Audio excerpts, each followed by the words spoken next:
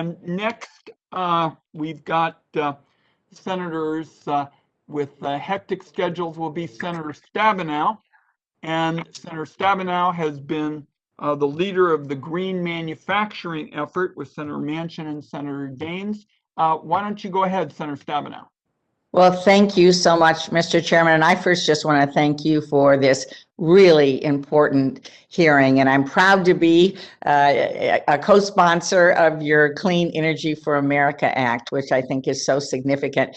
And before asking a question, I know, Mr. Chairman, you've heard me say this before, but whenever we talk about winners and losers, I just have to go back to 1914 when Henry Ford and Thomas Edison in Michigan first started out making an automobile and tried to have it battery operated, and it was so difficult, all the challenges on range and a whole range of things. And 2 years later, Congress decided to put its full weight on tax policy behind oil and gas in 1916 and basically give robust tax credits that ended up essentially in no interest loans. And 100 years later, they're still winning. So we did actually in our tax policy pick winners and losers. And I really appreciate that you're just simply trying to level the playing field. And maybe we'll get back to where Henry Ford and Thomas Edison actually envisioned over 100 years ago.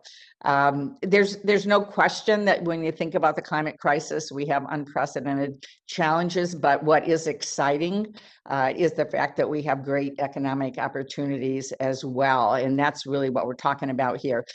We have some catching up to do on clean energy manufacturing. We know, as your other hearings have showed, I mean, today, China holds 75% of the world's manufacturing capacity for lithium-ion battery cells and builds over 70% of the solar panels. And the current semiconductor shortage shines a light on the threats that supply chain vulnerabilities pose to U.S. global competitiveness.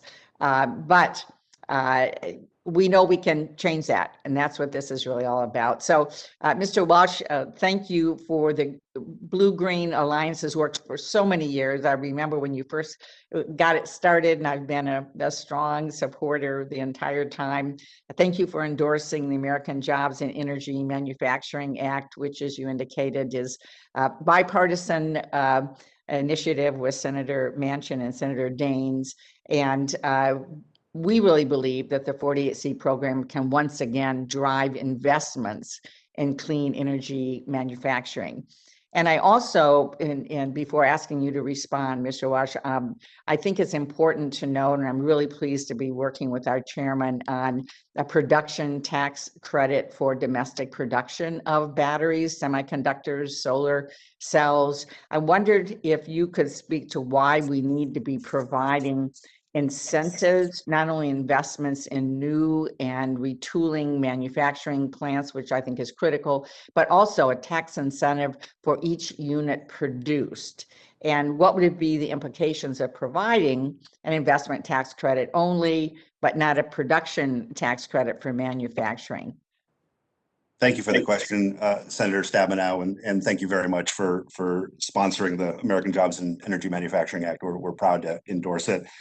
As you know, that is a 30% investment tax credit, which was created to re-equip, expand, and establish domestic clean energy, transportation, grid technology, manufacturing facilities. We particularly appreciate the way in which you provide incentives in that legislation to site facilities in communities that have suffered coal economy job loss and deindustrialization. And we think that's a critical equity consideration.